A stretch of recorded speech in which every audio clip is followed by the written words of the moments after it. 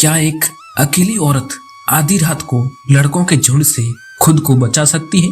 दोस्तों, आज की कहानी किसी फिल्म की नहीं बल्कि हमारे ही समाज के एक ऐसे चेहरे की है जिसे देखकर आपकी रूह कांप उठेगी और आखिर में आपका सिर उस माँ के सम्मान में नीचे झुक जाएगा। यह कहानी है एक किसी छोटे से कस्बे की रहने वाली सुमन की है।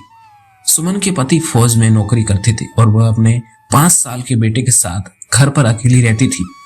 एक रात तेज बारिश हो रही थी और बिजली गुल थी। अचानक सुमन को महसूस हुआ कि घर के पिछवाड़े वाली खिड़की को कोई खोलने की कोशिश कर रहा है।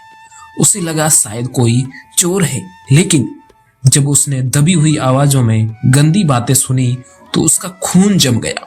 बाहर गांव के ही कुछ आवारा और रसूखदार लड़के थे जो जानते थे और पता चला कि सुमन आज अकेली है।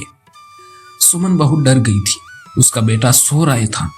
उसने पुलिस को फोन करने की कोशिश की पर नेटवर्क ही नहीं था।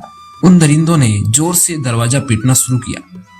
सुमन ने भागने के बजाय अपनी हिम्मत जुटाई। उसने रसोई में हंसियां उठाई और अपने बेटे के पास जाकर खड़ी हो गई। जैसे ही उन लोगों ने दरवाजा तोड़ा, सुमन चिल्लाई नहीं बल्कि अंधेरे का फायदा उठाकर वह एक साए की तरह उन पर टूट पड़ी। उसने अपनी और अपने बेटे की इज्जत बचाने के लिए अपनी पूरी ताकत लगा दी। उसने एक के हाथ पर गहरा घाव कर दिया। उन नामर्दों ने सोचा नहीं था कि एक अकेली औरत महाकाली का रूप धर लेगी। सुमन के भयानक रूप और हिम्मत को देखकर वे सभी डरपोक वहां से भाग खड़े हुए। अगली सुबह सुमन बिना रोए डरे वह सीधे थाने चली गई और गांव के उन रसूखदार लड़कों के नाम लिए और जेल में बंद करवा दिया। सभी गांव वालों ने कहा बेइज्जती होगी, चुप रहो, लेकिन सुमन ने दहाड़ कर कहा बेइज्जती मेरी नहीं उन भेड़ियों की होगी। इस तरह सुमन का उस इलाके की हर महिला के लिए एक मिसाल बनी।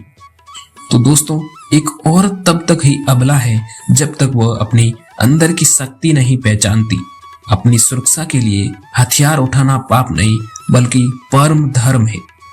आज की कहानी बस इतनी है। मिलते हैं अगले वीडियो में। तब तक अगर आपने हमारे इस चैनल को सब्सक्राइब नहीं किया है तो जरूर करें।